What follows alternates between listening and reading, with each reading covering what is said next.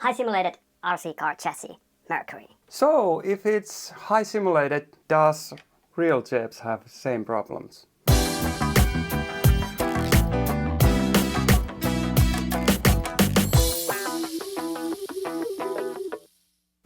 Welcome to the channel. I'm Bishop and this is a review and first touch of Killerbody Mercury Chassis Jeep Gladiator version. Killerbody sent me Jeep Gladiator Mercury Chassis, and of course I'm happy about it because my channel has grown so big that I can share the others this kind of stuff. And of course it warms when you are especially scale realistic specific guy. I was asked did I want a Gladiator or LC70 version. I choose Gladiator version because it was more rare, and so it would be nice to have a different than LC70. LC70 chassis kit is a bit different. It has leaf springs on the rear. You can fit 5 longer motor like Fusion SE, and you can fit easily normally standard size servo on the steering. These are the main differences between Gladiator and LC70 chassis. Also, Killerbody have released that they have lots of opinion parts like metal links and metal stuff, axle housings and things like that. They are all put in a Killerbody website. Also, this product is down below on the description box. The assembly, it did not go smoothly. I also got a pre-production model, so I did not have a good manual to build it. It was LC70 chassis manual, so it is a bit different. And also there was no good instructions to put diff lock wires properly. Let's look what it's like. The kit comes with pre-bolt axles and a gearbox. Chassis is 3-piece design, front and rear pieces are plastic and center chassis beam is metal, maybe aluminum. Links are plastic, rear link is like a kind of 4-link or 3-link system, and it has springs and coilover style shocks. Shocks are just for the limiting and making the movement. There's no oil or anything. Scale looking, but not doing any dampening. I think the overall chassis looks quite realistically and it's quite stiff, and I don't feel I wanted to upgrade all metal this chassis. It's just fine like it is. Chassis kit comes with 2 different springs, hard and like normal springs. I chose hard ones. Axles look quite realistic and I'm happy about it. Like they are so tiny and realistic and small diameter that they look like real. All the details, everything's fine. As you can see in the front, servo and the space between motor is quite small, so it is a bit problem. We come back it later. Mercury chassis has its main functions: the four-wheel drive, selectable rear wheel drive, high and low gear, and locking and unlocking axle differentials. So it needs 3 micro servos and 5 channels on your radio. Okay, this Gladiator version, it has strange size servo. The manual said smaller servo, not micro servo, but not a standard size servo. That's a pretty awkward choice. But it's because the body sits on the chassis and the front grille is so close, so it has to be smaller servo. That means you have not enough space for the Hopping Fusion motor example, like I was planned to put in. So I have to do highly modifications to fit standard size servo. And I have to change the brushed motor to all fitted. And still the body was quite pain to attach. You have to stretch the front grille to put body on. At the bottom, drive shafts the joints are metal and the main body of drive shafts is plastic. The battery box is under the chassis, and the chassis has to be put it upside down to change battery. The battery box is a little bit weird. I have to have a sharp tool to open it, and it's quite small. I can only fit this 1000 milliampere Trias LiPo, which is thin and short, that fit well in there. Two-wheel drive, four-wheel drive switch, it works well when you assemble the micro servos. I use JX micro servos, which are included in the Boom Racing BRX 01 and 2 kits. So they are quite good micro servos. You just need careful adjustment on the radio, the endpoints and the limits to work it properly, and it's quite important that they are in a good position to switch two-wheel drive or four-wheel drive. Also, the high and low gear shift mechanism is a bit easier and it works quite well. This works on my first test just fine. Steering radius is okay. It has CVA or CVD style drive shafts on front, and there's a rubber sealing to prevent to go mud and dirt inside the CVD joint.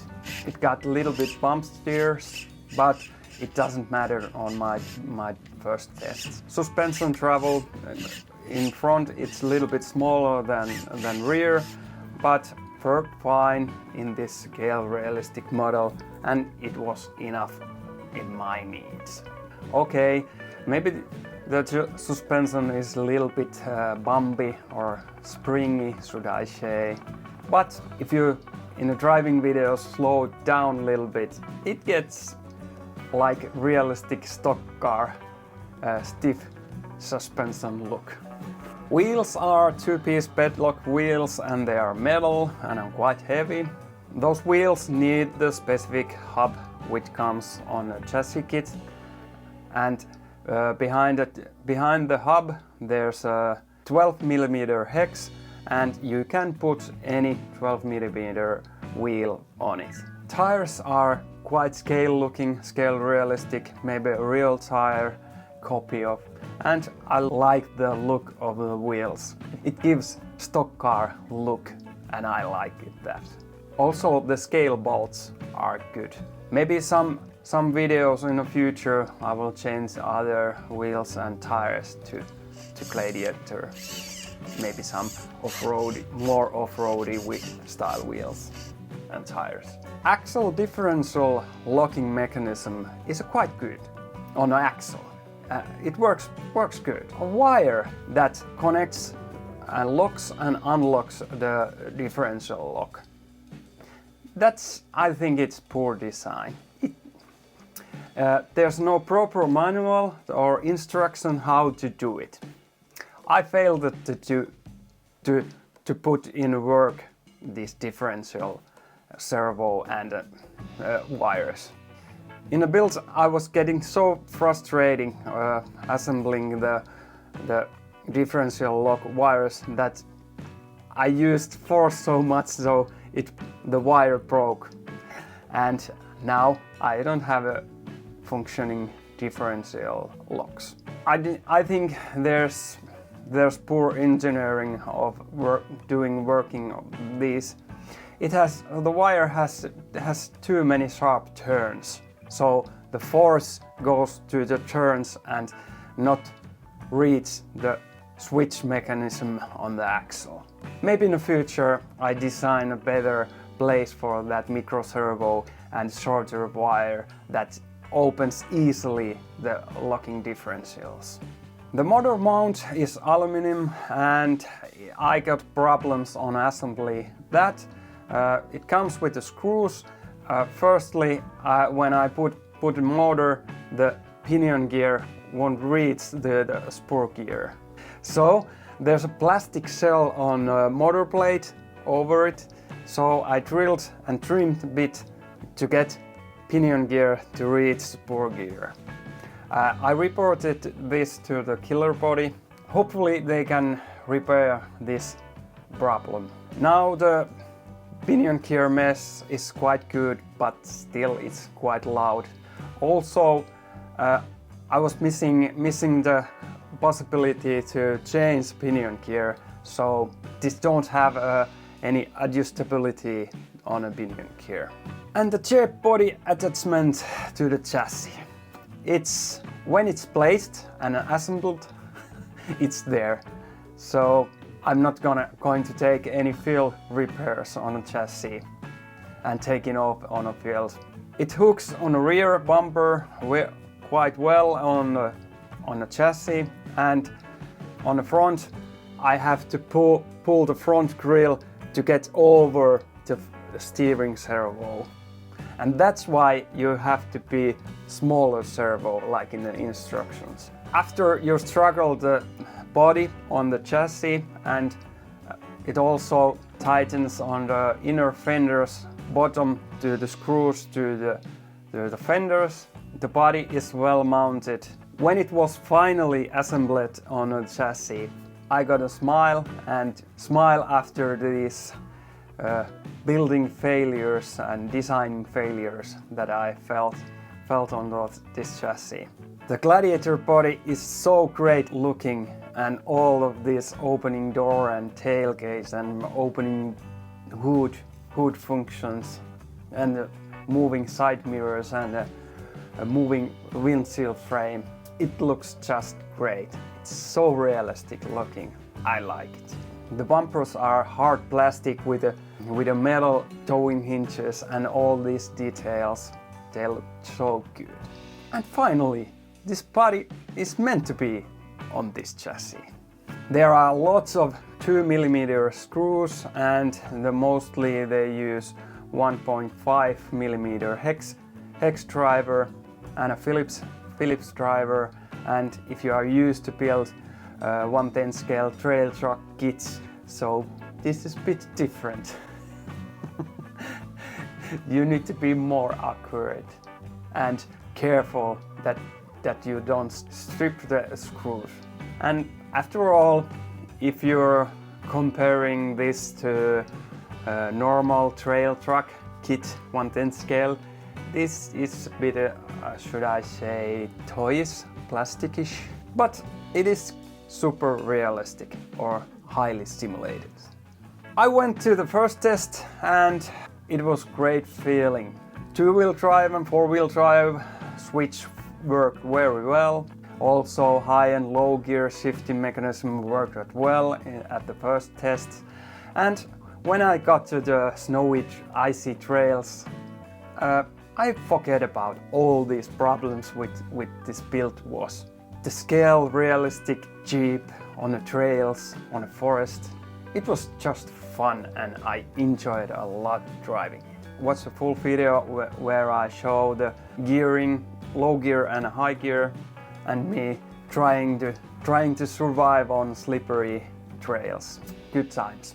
And I'm quite excited to waiting when the snow melts and spring comes and hit the trails and rocks and sand and maybe some mud and doing realistic scale video stuff on it. But if I compare to some other trucks, like it said, high simulated RC car chassis, I would take this truck to maybe some trail truck event where you drive a lot and many hours because of the small size battery.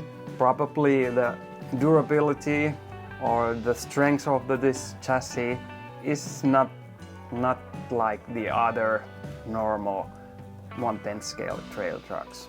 But like me, who is like this scale realism enthusiast, like in the doing driving videos, this is a perfect truck for my scale videos, and I love doing those. The idea have a two-wheel drive, four-wheel drive, selectable low gear, high gear, and opening differentials are the bells of whistles that I get excited. Okay, if I'm honest, if I knew these problems, I would have choose the LC70 version, because it can fit normally standard size servo and a Fusion SE size motor. Is it a good kit if you have to do on this chassis build, do a lot of modifications like drilling and filing and things like that? Also, the question is how durable this is, how good quality this is. You have to remember this is a scale realistic truck. Also, Killerbody promised to send me the full interior and a light kit, so I'm still waiting for them, and I will show them to you when they arrive. Honestly, I was a little bit disappointed about the chassis, about the functions that didn't work so well that I expected. But overall, when I was at the first driving, it was a good experience and I like it, the scale realism.